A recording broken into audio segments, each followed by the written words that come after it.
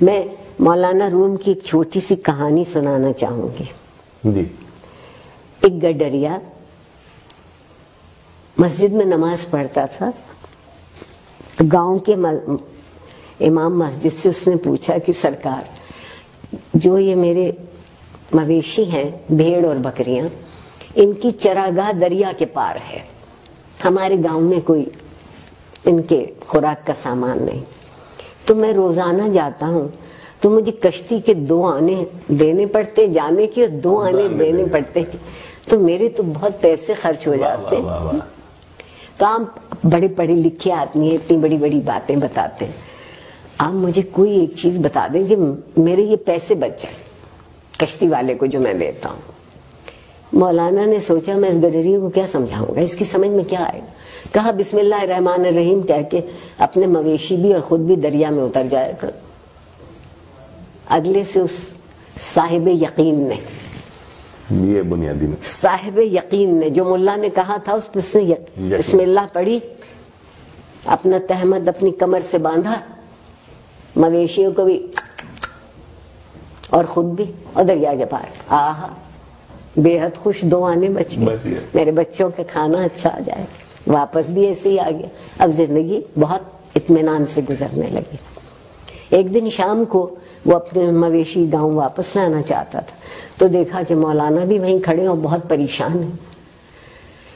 دنیا بھر میں دستور ہے کہ سورج ڈوبتے ہی کشتیاں الٹی کر دیتے ہیں.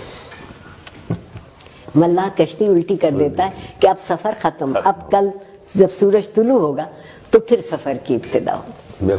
غروب ہو چکا تھا سورج. انہوں نے دیکھا یہ اپنے پورے ریوڑ کے ساتھ مزے میں گوالا گاتا ضرور ہے,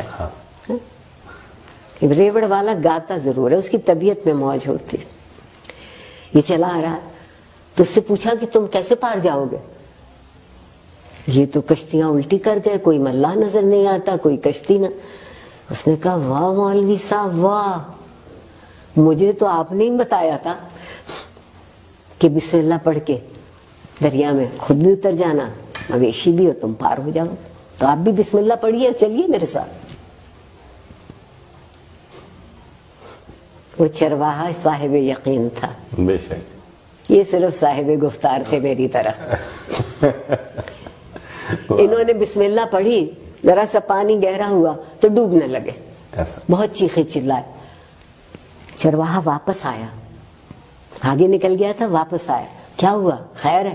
کہنے لگا میں کیسے, میں تو ڈوب رہا ہوں, میں تو مر رہا ہوں, میں تو یہ کر. اس نے کہا خیر. اس نے انہیں اٹھایا, اپنے کندھے پر رکھا اور جب ساحل پہ لا کے کنارے پہ اتارا, کہا مولوی صاحب یہ بسم اللہ تو آپ نے ہی مجھے بتائی تھی, تو آپ سے کیوں نہ دریا پار ہوا. انہوں نے کہا کہ جس یقین سے تم پڑھتے ہو وہ میرے پاس نہیں. وہ یقین بہت. زندگی کی مشکل حل کرنے کے لیے پہلی چیز یقین ہے. واہ واہ واہ. اور یقین تک پہنچنے کے لیے دوسری چیز متحد ہو جانا. بے شک. ریوڑ کچھ کہتا ہے نا, ایک علامت.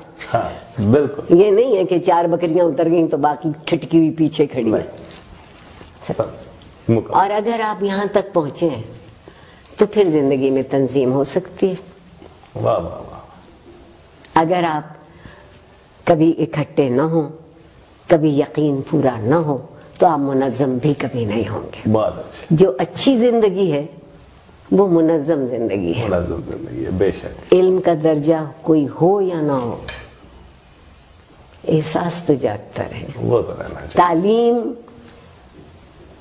یا ایجوکیشن کہہ لوں, نالج اس وقت بنتی ہے جب آپ کے احساس میں شامل ہو جاتی ہے. بہت اچھا.